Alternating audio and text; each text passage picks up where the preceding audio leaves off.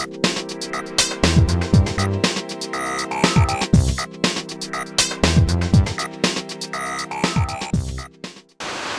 I'm Brett Middleton, and this is a video update on the interior variations between the Mitsubishi Lancer Ralliart 2009 or 2008 model as well, compared to the Mitsubishi Lancer EVO 10. And as I've said on previous videos, this model is distinctly different to the EVO range of models because it's effectively a turbo four-wheel drive upgrade to a non-turbo front-wheel drive car, meaning the platform on this car is completely different to EVO 10. And as a result, there's some key features in this model that is not available in the EVO 10, but as a EVO 10 owner myself from here at MRT Performance, there are actually a few features on this model that we do get that I wish I had in our EVO 10. First and foremost, I want to point out that this model is only currently available with the SST transmission. That is the semi-automatic flappy paddle 6-speed transmission. It's not an automatic transmission, although it drives like one. It's still got a mechanical clutch that is controlled electronically, hence the reason why it doesn't have a clutch pedal. It's just got the factory fitted accelerator and brake pedal. One thing that I will point out is that is different, particularly in this model, is the ASC button here for the automatic stability control. On the EVO 10, it has what we call 3 levels of settings, and that is off and off-off.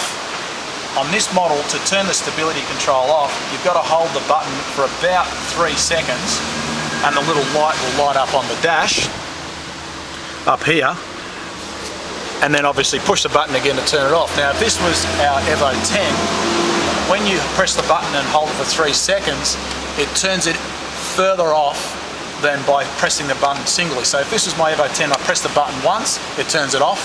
If I came in and pressed the button and held it on, it turns the stability control off even further. Now at the moment we haven't driven this car really hard on a skid pan yet to see what it does, but typically on the EVO 10, if you turn it really off, you'll see the dash will come up, which this won't, but you can see this ASC off light is now on, indicating the automatic stability control is off, but there is no dramatic obvious variation in the dash, whereas on the EVO 10 it changes quite dramatically.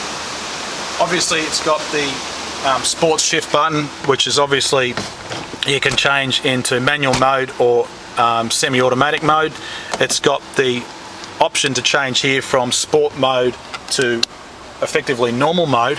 If this was a EVO 10, you can change it and put it into super sport mode, which then enables a launch function, allowing the car to be launched at 5,000 RPM instead of 3,000 RPM, as is the case on here, or in standard mode on the EVO 10 with a similar gearbox. If you want to know how to do that, contact us directly and we'll let you know a couple of little secrets that Mitsubishi don't always tell the owners when they purchase their cars. One of the things that you'll also notice is this model comes with a carbon fibre look dash trim. It's got some tricky glove box covers here, which is not available or doesn't come in the EVO 10, but interestingly it has these AV outputs down in the center console here, which is not in the 5-speed model EVO 10 in our car. But if I get my cameraman to look over here, one little thing which is handy is down in this glove box. It's a bit hard to see on the video, but it's actually got a 12-volt cigarette lighter output jack, which again doesn't come in the EVO 10. Small thing is also got this cover over to the center cup holders, which is again different to the EVO 10, and a few other things. Other than that, a lot of the stuff is very, very similar. The steering wheel is similar to the EVO 10, the center dash control, the Bluetooth, the air conditioning. Obviously a lot of the products carry over between the two models, and I've made a few notes here just to remind myself to let you know. We spoke about the center console with the 12-volt function, the AV plugs, the covers. One particular thing in driving this car is the turning circle is what you'd expect out of a normal front-wheel drive car compared to any Mitsubishi EVO Lancer, because obviously the Lancers have a limitation in their turning circle because of the drive through the four-wheel drive system, and is a lot more powerful to reduce damage to the angularity of the drive shafts. So when you drive this car, it's a really big surprise. The seats on this model, obviously get my cameraman to just show you the difference, and we'll go over to the EVO 10 in a minute and I can show you the difference. Nowhere near obviously as good as the EVO 10 because it comes factory standard with the Recaros. We spoke about the automatic stability control. The fact that it doesn't have Super Sport mode or the launch mode in the SST transmission. In a different video we've spoken about the fact that the brakes on this model are nowhere near as big as the Evo 10, the air intake, the battery and everything else. Probably what should be pointed out is value for money. This car has got a lot of really good features. The performance upgrade that we do with this gives it a huge improvement in performance and steps it up very, very close to factory standard Evo 10.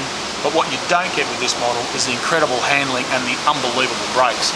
The brakes on the Evo 10 are by far one of the single biggest improvements in the model for many, many years and are dramatically different to the current model STI, and Subaru is certainly going to have to step up if they want to improve the brakes to the level of what comes factory standard with the Evo 10.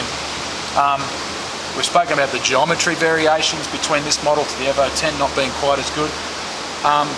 But of course, if you do own an Evo 10 and you want to know what you missed out on this model, obviously we've spoken about those particular features, the spare and everything else. But in summary, I believe this car is incredibly good value. Obviously it's aimed at the current model MY08, MY09 WRX, similarly priced here in Australia and similar around the world. Similar levels of performance, so if you're choosing between a Subaru and a Mitsubishi, this particular model car certainly gives you something to think about. I sit on the fence these days because we own both STIs, WRXs and Lancers and Evos, but for you, depending on what you want to use it for, will obviously have a big bearing on what your final choice is.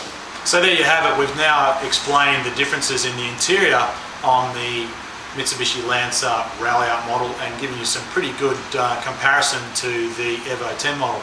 By the way, if you want to know the difference between the Evo 9 and the Evo 10, there's a couple of separate videos that you can refer to off our website as well. We look forward to your text comments and feedback because it always gives us an idea of what is of value to you. And of course you can get more technical information by simply contacting us and visiting our website at mrtperformance.com.au. Of course, you can contact us via phone or send us an email as well at info@mrtperformance.com.au. If you've got an opportunity, go to our online forums and make a post or comment. We look forward to hearing more from you there. And obviously, we'll do our best to keep these videos updated on a regular basis so we can pass on some of that valuable knowledge to help you be better informed about maybe the car that you're about to buy or the car that you own. I'm Brett Middleton. Thanks for watching.